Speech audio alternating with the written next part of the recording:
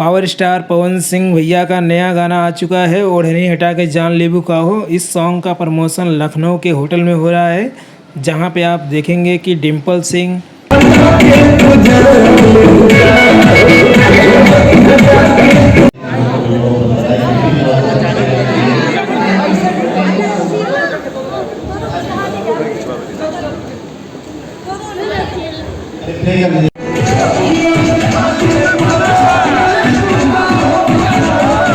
ओढ़नी हटा के जान लेबू का हो।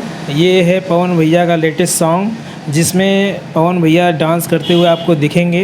इंस्टाग्राम के कई क्रिएटर लोग यहाँ पर आए हुए हैं, सब लोग पवन भैया के साथ रील बनाएंगे। आज इस वीडियो में सबको बहुत मज़ा आने वाला है। ओढ़नी हटा के जान लेबू का हो, ये पवन भैया का लेटेस्ट सॉन्ग है। और जाके यूट्यूब पे देखिए, बहुत ही मज़ा आने वाला है। Thank you.